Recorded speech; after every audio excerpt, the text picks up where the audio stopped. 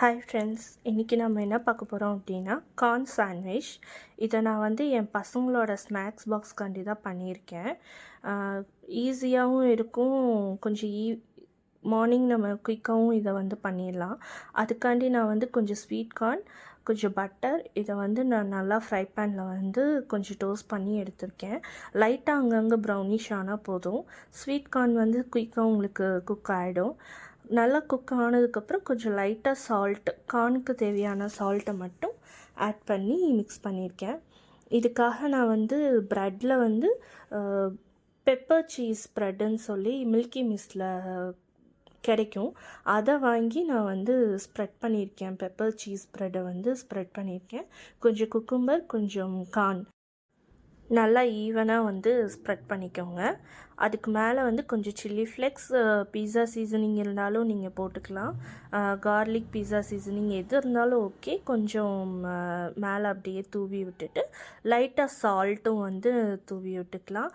இல்லை என்கிட்ட பீஸா சீசனிங் இல்லை அப்படின்னா நீங்கள் உங்களுக்கு பிடிச்ச ஃப்ளேவர் கரம் மசாலா, சாட் மசாலா எது இருந்தாலும் ஓகே. அதுக்கு மேலே நீங்கள் தூவி விட்டுக்கலாம். இதுக்கப்புறம் வந்து என்னென்னு பார்த்தீங்க அப்படின்னா, மேலே வைக்கிற ப்ரெட்டுக்கும் வந்துட்டு பெப்பர் சீஸ் ப்ரெட்டை வந்து ஸ்ப்ரெட் பண்ணியிருக்கேன். அதை வச்சு அப்படியே நம்ம வந்து க்ளோஸ் பண்ணிக்கலாம்.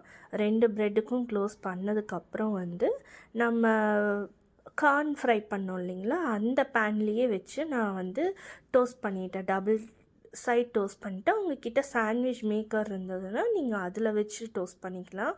அப்படி இல்லை தோசை தவா அந்த மாதிரி எதுலையாவது உங்களுக்கு வைக்க ஓகேனா நீங்கள் அதில் வச்சு கூட டோஸ்ட் பண்ணிக்கலாம். நான் 2யும் டோஸ்ட் பண்ணும்போது லைட்டாக பட்டர், 2க்குமே வந்து லைட்டாக பட்டர் போட்டு அதுக்கப்புறம் தான் வந்து டோஸ்ட் பண்ணேன். நல்லா கோல்டன் ப்ரௌன் ஆகிற அளவுக்கு டோஸ்ட் பண்ணால் போதும். டோஸ்ட் ஆகும்போது கொஞ்சம் நல்லா அமுத்தி விட்டீங்க அப்படின்னா தான் அந்த சீஸ் எல்லாம் உள்ளே இறங்கி நல்லா